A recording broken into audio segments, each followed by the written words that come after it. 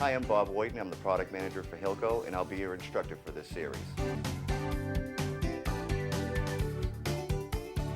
Virtually every practice has some sort of system of small parts.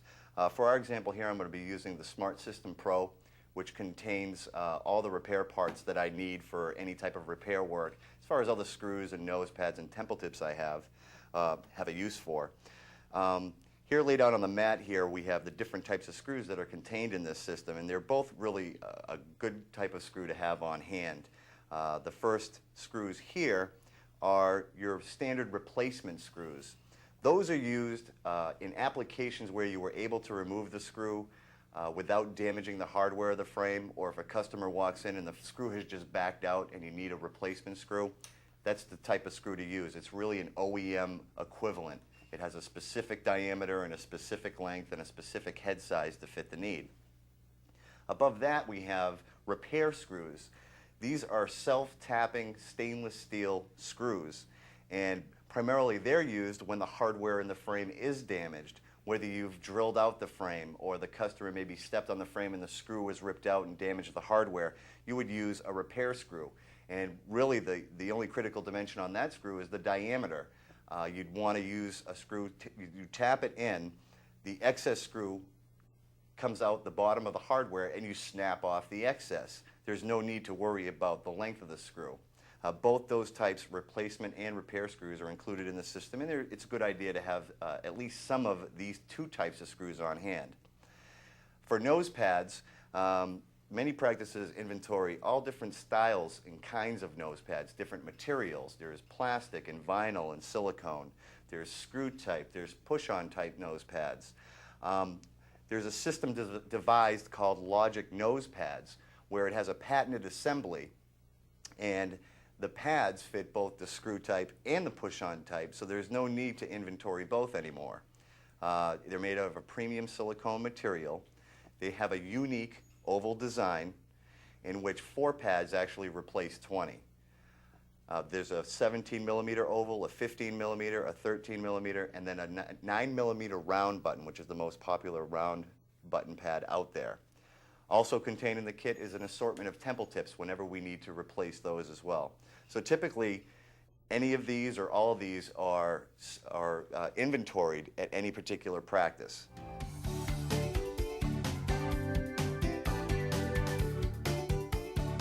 Now that we've removed the screw from the frame and we haven't damaged the hardware, either we used a ribbon file or were able to get it out with a screwdriver and the hot fingers, or using the screw extractors, we need just a replacement screw to put into the frame. And one thing to keep in mind is that in today's optical industry, 1.4 millimeter is by far the most popular diameter used in both the hinge and the Eyewear. That's a great starting point if you have no other means to find what screw that you need for the job at hand. But there are gauges out there, such as the Fast Find screw and hole gauge, which you can quickly find what diameter screw you need and the length by using this gauge, and it works very simply. Here we have a temple and a frame front where we have to find a replacement screw for. Now, what I need is the diameter of the hole on the bottom. That's where the screw is going to thread in. So I'll take this pin gauge and I pass the pins through. Let's see, we'll start at 1.2. I will pass the pins through until I find one that fits snug. 1.2 is too small, 1.27 is too small, 1.4, that's pretty snug, 1.5, it's a little large. So it looks like it's going to be a 1.4. Now we know the diameter of the screw. To find the length of the screw, you take the ruler that has notches in it and has a corresponding number for the length of the screw. It's going to be a 3.5. So I need a 1.4 by a 3.5, and then you can go into your inventory. All of Hilco's screws are labeled by diameter and then length. So I have my 1.4 by a 3.5. Spill out one of the screws. And then we can insert that into the frame.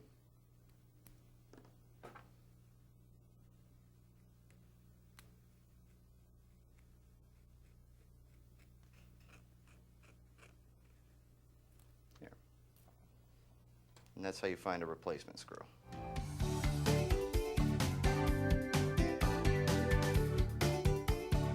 If any of the previous methods of screw removal didn't work for you, by using either the screw extractors or the ribbon files, and you want to try to punch out a broken screw, many people try using a staking tool. It's kind of an old-fashioned method, and I find that it can be a little cumbersome trying to fit the different frame styles in this tool to try to get it to line up with this pin and punch it out properly. The tool was really designed to aid in repairing rivet hinges, and sometimes if you're lucky enough you can get it to punch out a broken screw.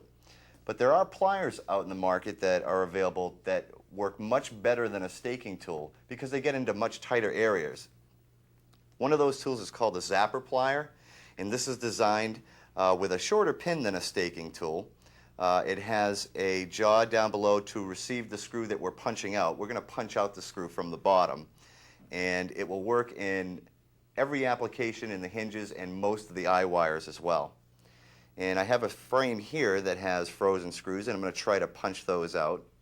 And we'll do the temple hinge first. And what we're doing is we're lining up the head of the screw to pass through that opening in the jaw. And we have the pin over here that's actually going to punch out that screw. And it's important to get the pin close to, as close to center on the screw as possible. Make sure that the head of the screw is passing through the jaw, and then you squeeze it, and it punches the screw out.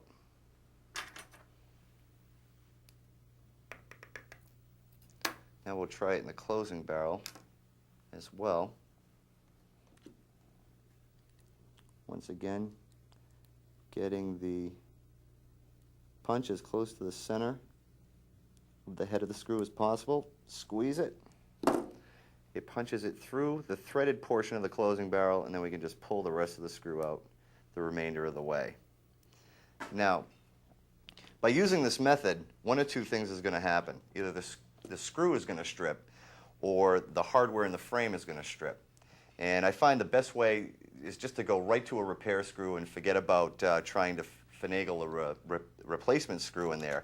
I want to use a self-tapping repair screw so I can tap new threads into the frame.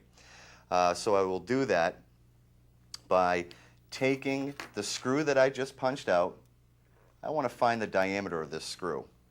And the fast find gauge also has holes in the ruler where you can pass the screw through the holes to find one that fits snug. There it is. It's a 1.4. So I know what diameter repair screw that I need. I'm going to go to a 1.4.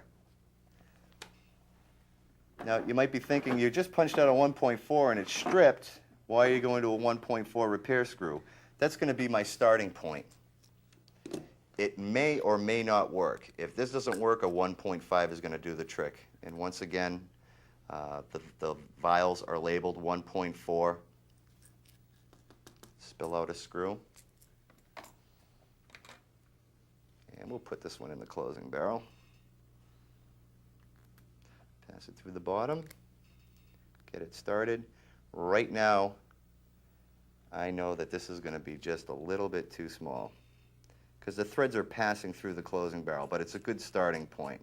I'll thread that all the way down just to be assured, and it probably won't tighten up, which is okay. I can just back that out. And if you jumped right to a 1.5, it would just cut new threads anyway. I just want to come as close to that hole diameter as I possibly can. So I jump up to a 1.5.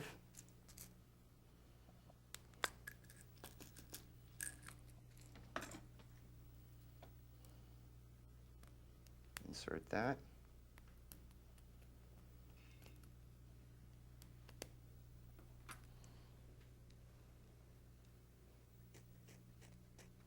Yeah, and I can feel it's really starting to cut those threads.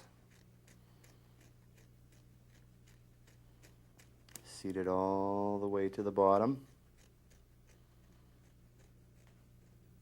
Tighten it down. It's not stripping out. Perfect.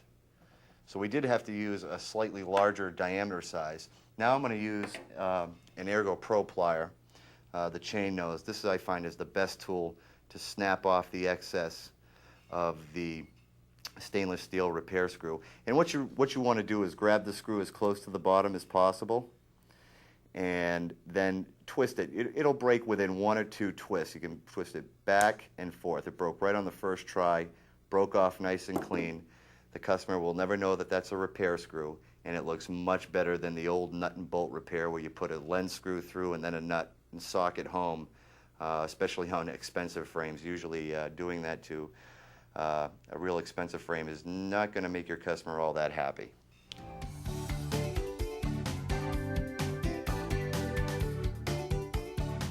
Drilling out broken screws is the last measure you want to take in screw removal. Anybody who's drilled out broken screws knows that it can be a real pain in the neck, and it's not an easy job to do. We have devised a tool that virtually eliminates all the hassles in drilling out broken screws. Now, the first thing that I'd like to explain about drilling screws, whether it's freehand or whether it's with any type of guide, is that you always want to drill the screw out from the bottom of the screw. And the reason for that is the screw threads that are holding in place are at the bottom of the screw. So if you attack the screw from the bottom, you only have to drill through a small portion of the screw and then the remainder falls out. If you attack the screw from the top, you have to go through the head and the entire length of the shaft until you get to the threaded portion, and there is more margin for error there at the drill going in at a slant and then ruining some of the hardware on the frame. So the device I'd like to show you today is called the Bullseye Screw Drilling Guide, and it is made out of a tool steel, and this device is used to clamp down over a broken or frozen screw, whether it's in the hinge or the eye wire. And this shaft here that turns, that's how it clamps down onto the frame. But there's a hole that runs the entire length through that shaft, and that's actually the drill guide. The drill will pass through that, or hit the screw, drill out the portion that you need, and the rest of the screw will fall out. The kit comes complete with the drill bits that you need, so you don't have to worry about the drill bit size. You'll have some to start out with.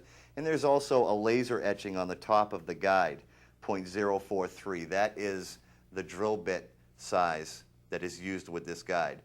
That happens to be very close to 1.4, which is probably the most popular screw in the industry, and it'll knock out anything from a 1.3 to a 1.6 screw with no problem. So here we have a frame that we're going to drill out the screw in the eye wire. So I'm going to take the device. Okay. Now the eye wire screw goes up from the bottom, so the head of the screw is down below. So I want to drill the screw from the top of the frame, but it's actually the bottom of the screw. So I'm going to clamp down this device. It's actually designed so it self-aligns itself. It doesn't matter if the screw is countersunk or if the head is sticking up out of the hardware. It will either seat itself in the hardware or grip the screw entirely. Once I get it just very, very light, I don't really tighten it down. I just give it a little wiggle, and then sometimes it'll snap right into place, and it did for me just there. So I know it's perfectly aligned, and then just finger tight. You don't need a wrench or a plier to tighten that down. Now we're gripping the screw top and bottom, and we're ready to add a little bit of oil. I use this pinpoint oil that has some cutting oil in there, which is the best oil to use for drilling. And using oil is absolutely necessary. If you don't use it, you really risk the chance of the drill bit binding in the guide or even in the screw if you're drilling freehand. And if you break that drill bit off in the frame, you're really talking about looking at some soldering work. There's no way you can drill out a drill. So now that we have everything in place, I have my drill bit ready in the Dremel drill. I'm going to turn it up to about a speed of around 3 or 4. Use my anvil as a brace. Now when using this, I drill a little bit and then back it out, and you can see the shards of the screw coming up through the top. That's exactly what you want to see. Now you'll know you've